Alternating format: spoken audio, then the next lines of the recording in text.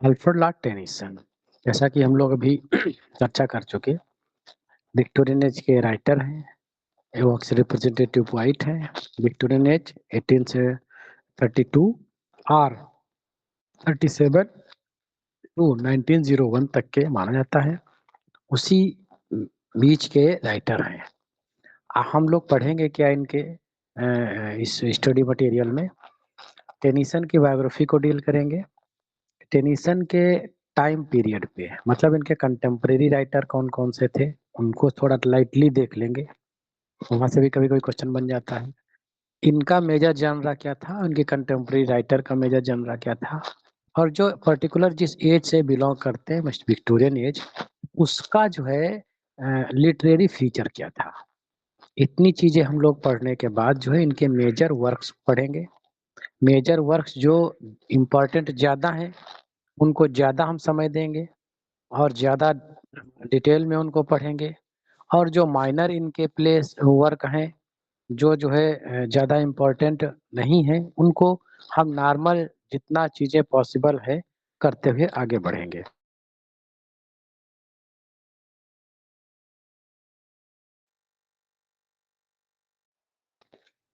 फिर इसके बाद जो है इनकी जो माइनर पॉइंट्स हैं उनके फीचर, और जो मेजर पॉइंट है तो उनका डिस्क्रिप्टिव एनालिसिस के साथ में हम लोग काम करने वाले हैं। स्टार्ट करते हैं आज का सेशन। अल्फ्रेड लॉर्ड टेनिसन, जैसा कि हम पहले से ही कई जगहों पर लिखा देखते हैं एल टेनिसन, तो उसका फुल फॉर्म क्या होता है, अल्फ्रेड लॉर्ड टेनिसन। लेकिन पहले जो है इनका नाम था बैरन टेनिसन। कैसे क्या हुआ है चीजें आगे हम देखेंगे। बॉर्न अगस्त 6 1809 समर्स पाही, लिंकनशायर, इंग्लैंड, ये इनका जो है बर्थ प्लेस है। डाइट की अगर हम डेथ की इनकी बात करें तो अक्टूबर 6 1892 में जो है इनकी डेथ हो जाती है। इंग्लिश पोइट रहे हैं और पोइट लॉरिएट के पद पर भी रहे हैं during Queen Victoria. Known for the poems reflecting medievalism, mythological themes, vivid imagery, influenced by the Pre Raphaelite Brotherhood से काफी प्रभावित थे। कुछ इनके फ्रेज जो एग्जाम में जनरली पूछे जाते हैं, जहाँ पे प्रेस्क्राइब्ड नहीं है वहां भी। Nature red in tooth and क्ला, पिछला आपने प्रीवियस पेपर देखे होंगे तो वहां पर ये फ्रेज आपको देखने को मिलता है। इसका जो है डिटेल हम आगे पढ़ने वाले हैं। इस picture to have loved and loss, ये भी बहुत ही बढ़िया फ्रेज है। इसको भी हम उसकी पूरी पोएम ही पढ़ेंगे कॉन्टेक्स्ट रेफरेंस के साथ में। There is not to reason why theirs but to do and die. इनके कई जो कोट्स हैं जो यूलिसिस से हैं लिए गए हैं, और कई कोट्स जो है इनके इन मेमोरियम से लिए गए हैं जो कि काफी फेमस है। नोबल अचीवमेंट्स की अगर हम बात कर लिया जाए तो recognize as a leader figure in Victorian poetry, एक विक्टोरियन पोएट्री के जो एक लीडर थे, मतलब ये रिप्रेजेंटेटर थे उस समय के सारे पोइट्स के। Influence later art movement such as the pre Raphaelite, बाद में जो प्री रेफलाइट से भी काफी प्रभावित होते हैं। Through his medievalism theme and powerful visual imagery, इनकी एक विशेष पहचान बनी रही। अर्ली लाइफ में, जैसा कि हम पहले पढ़ चुके हैं कि 6 अगस्त 1809 को इनका जन्म होता है in Somerset by Lincolnshire, England, into successful middle class family with a minor land growing state. मतलब ये ठीक ठाक परिवार से बिलोंग करते हैं। His father George Clayton Tennyson, G Tennyson, was an Anglican clergyman. इनके जो है पिताजी का अगर प्रोफेशन पूछ लिया जाए तो ये पॉइंट इम्पोर्टेंट हो सकता है, क्लेर्जीमैन थे। A man of the very talent which included the architecture, music, paintings and poetry, इनका भी इंटरेस्ट था और इसमें भी जो है वो नॉलेज रखते थे। Tennyson's mother Elizabeth Fitch was a daughter of the vicar, making Tennyson's background deeply rooted in the religious and intellectual tradition. यहाँ से जो है थोड़ा ये रिलीजियस मोटिव इनको मिलता है और इससे काफी प्रभावित भी होते हैं। मैरिड ही मैरिड इमिली सेलवुड इन 1850। इनकी जो है स्पाउस होती है, धर्मपत्नी होती है, अपनी भाषा में कहें। 1850 में शादी होती है। With whom he had two sons, Hallams and Lionel. Lionel और हालम इनके दो लड़के होते हैं। हालांकि हालम जो है इनका लड़का है और इनका दोस्त भी होता है, जिसकी मृत्यु पर जो है ये एक इलिजी लिखते हैं, इन मेमोरियम। तो उसको इतना प्यार करते हैं वो, जैसा कि शैली और किड्स के विषय में माना जाता है, लेकिन इनका उनका कुछ मतलब से ज्यादा लगाव था। तो उसके जाने के बाद जो है काफी मौन करते हैं और उसकी याद में जो है अपने लड़के का नाम हालम रख देते हैं। हालम भी बाद में आकर जाकर के पोइट बनता है। यहाँ से कंफ्यूजन कभी कभी ये हो जाता है कि जो इन मेमोरियम है वो इनके दोस्त थे, हेनरी हालम, जो इनकी जो है सिस्टर के शायद जो है हस्बैंड या शादी कुछ होने वाली थी, ऐसा कुछ मैटर था। रिलेशन में बहनों इनके होने वाले थे, हो चुके थे नाच। तो उनको जो है वहां पर वो पॉइंट थे नहीं, तो उस पे जो उन्होंने लिखा तो वो सिर्फ इलेजी है। लेकिन जब एक जगह कहीं आपको मिल सकता है कि हालम एज ए पोइट, तो दिमाग में आ सकता है कि हालम अगर पोइट थे, उनकी डेथ पर लिखा गया है, तो ये पास्टोरल इलेजी होनी चाहिए। लेकिन जिस हालम पर ये लिखा गया है वो हालम इनके ब्रदर इन लॉ होने वाले थे, और जो हालम पोइट है वो इनका लड़का है। तो इस तरह से जो है चीजों को थोड़ा समझते हुए रहिएगा। His family lived in Fairford House on the Isle of Wight and later moved to Aldworth in West Sussex due to frequent disturbance from visitors. काफी लोग आते जाते थे, इसलिए वहां से ये अलग हट लिए। Tennyson and his brother began writing poetry in their teens. बहुत ही बचपन में ही उन्होंने पोएट्री, उनके ब्रदर थे चार्ल्स, दोनों लोगों ने मिलकर के पोएट्री लिखना चालू कर दिया और वहां से धमाल भी मचा दिया। किस एज में? 17 साल की एज में। पहली जो उनकी पब्लिश हुई थी वर्क, वो 17 एज में पब्लिश हुई थी। The death of Arthur Hallam, his close friend and the fiance of his sister Emilia. इनकी सिस्टर इमिलिया थी, उसके फियांस थे, लबर थे उनके। Deeply affected him and inspired his work, notably In Memoriam Alfred Henry Hallam. अब देखो, ये जो है इनकी सिस्टर से प्यार करते थे, शादी होने वाली थी और इनके मित्र भी थे। लेकिन कभी कभी क्रिटिक्स ये मानते हैं कि किसी मित्र के साथ इतना बड़ा अटैचमेंट, कहीं ऐसा तो नहीं है कि कुछ और तरह के भी संबंध इनके रहे हों। बहुत ज्यादा अटैचमेंट इन्होंने अपना दिखा दिया अपनी इस मेमोरियम वर्क में। अटेंडेंट ही, जो पढ़ाई लिखाई इनकी कैसी हुई, king Edward sixth grammar school, ये नाम स्कूल का याद रखने वाला है। लास्ट फ्रॉम द 1816 टू 1820 तक के इस स्कूल में वो रहे हैं। इनरोलमेंट इनका होता है ट्रिनिटी कॉलेज कैम्ब्रिज इन 1827 में, where he joined the Cambridge Apostle and intellectual society. There he forged close friendship with notable figures like Arthur Hallam and Bendram Henry Brookfield. Public domain में या general information में Arthur Hallam का नाम है कि ये इनके दोस्त थे। पूछा जा सकता है कि कब ये दोस्त बने थे, तो कैम्ब्रिज यूनिवर्सिटी में जब कॉलेज में थे, ट्रिनिटी कॉलेज में, तब बने थे। अच्छा, इनके साथ में एक और इनके बड़े खास मित्र थे, वो थे विलियम हेनरी ब्रूकफील्ड। तो ये थोड़ा कम जानकारी में है, इसलिए यहाँ तक के एग्जामिनर का दिमाग जा सकता है।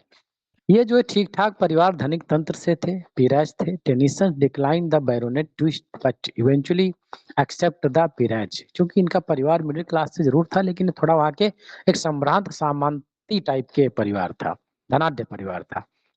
बाद में जो कई बार इनको कहा गया कि तुम बैरोनेट बनो, बैरोनेट एज ए यहाँ के जमींदार टाइप के होते थे, लेकिन बाद में 1883 में बैरोनेट बन जाते हैं।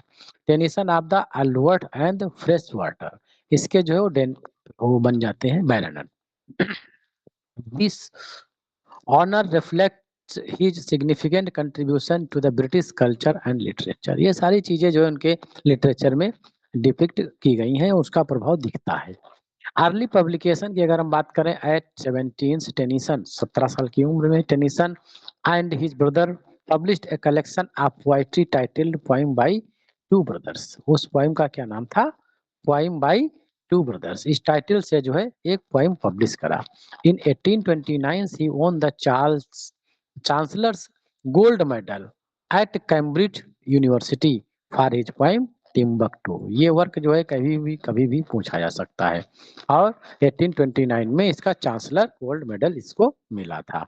ये दोनों भाइयों का साझा वर्क इनका था। दोनों भाई कौन कौन से थे?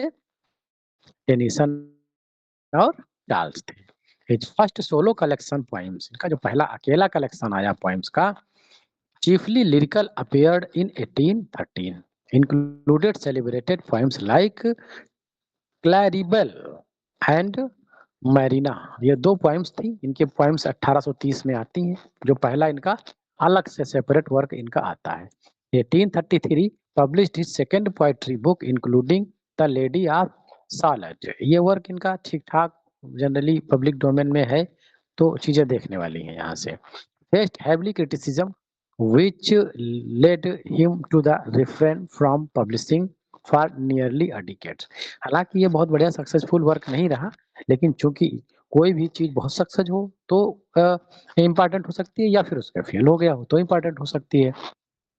1842 released the successful 2 volumes collection, इनका दूसरा आता है poems which included the Ulysses and the revised the version the Lady Solid। Lady solid को रिवाइज करते हैं और यूलिसिस इनकी बहुत ही फेमस वर्क है जो इसी में 1842 के कलेक्शन में आता है। इनके जो थीम्स रहती थी, इनके जो वर्क लिखते थे, उनमें जो है मेडिवलिज्म, मैथोलॉजिकल थीम्स जो है ज्यादा ही उठाते थे। जैसे कि Tennyson's work often incorporated the classical mythological medieval themes, settings, tones of the Victorian poetry, like Ulysses is a notable example inspired by the Homer's Odyssey। ये important point हो सकता है कि यूलिसिस जो है कहाँ से इंस्पायर्ड है या सोर्स इसका क्या है, तो होमर की ओडिसी से लिया गया है। And focusing the theme of the heroism and the passage of time. Ulysses एक ऐसा है जो कभी ना थकने वाला व्यक्ति है। बड़ी प्यारी प्यारी लाइनें यहाँ पर आई हुई हैं कि व्यक्ति को एक इंस्पायरेशन भी देती हैं कि हमें थकान कैसे महसूस हो सकती है, हमारी उम्र का प्रभाव हमारे पर कैसे हो सकता है। अगर यूलिसिस अच्छे से पढ़ लिया तो फिर आपको टीजीटी पीजीटी के लिए इंस्पिरेशन की कोई जरूरत ज्यादा पड़ने वाली नहीं है। ये हम लोग आगे पढ़ेंगे शॉर्ट में इसको। शॉर्ट लिरिक्स इनकी जो है काफी फेमस रही है। Known for the memorable short works such as the break break break reflect the loss and power of his nature. काफी महत्वपूर्ण पोएम है, यहाँ से क्वेश्चन बनते हैं, पढ़ेंगे हम इसको।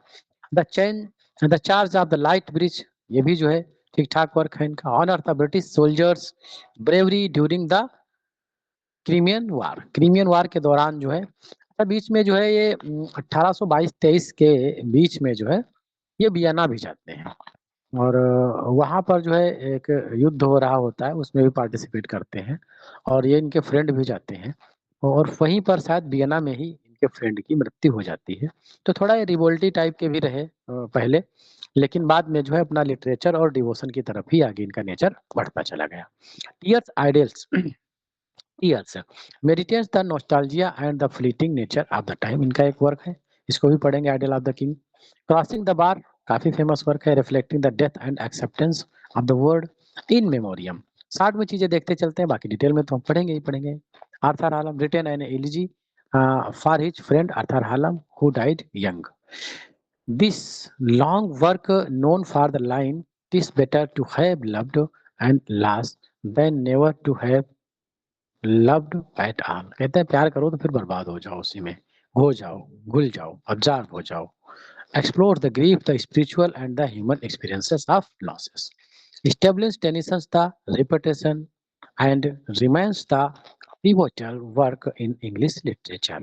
दूसरा इनका जो कलेक्शन आता है बहुत फेमस रहता है, काफी लॉन्ग टाइम तक चलता है, इसको डिटेल में पढ़ेंगे हम लोग। Idyll of the king, a series of the poem based on the Arthurian legends।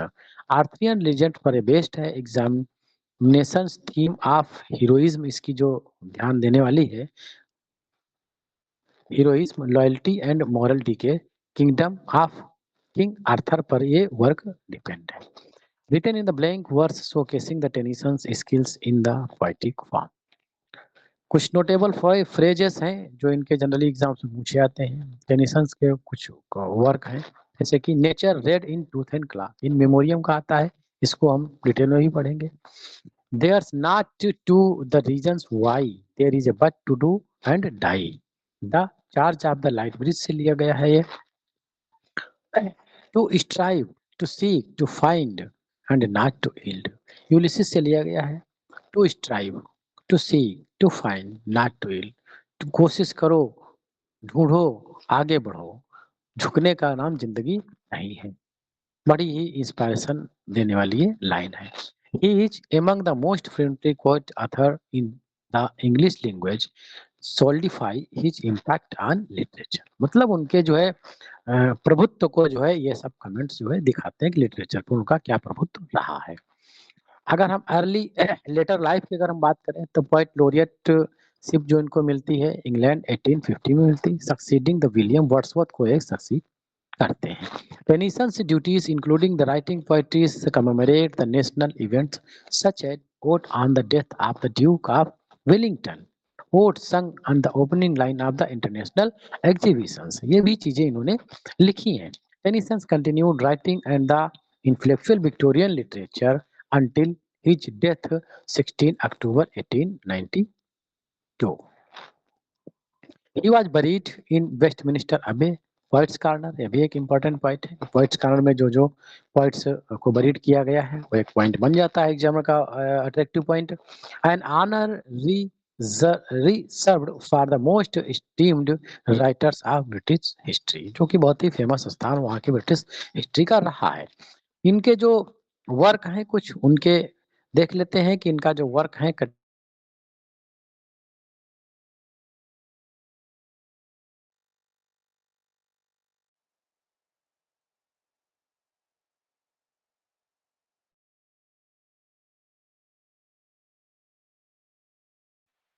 आवाज नहीं आ रही है sir. Just wait, maybe network issue, please. Okay ma'am.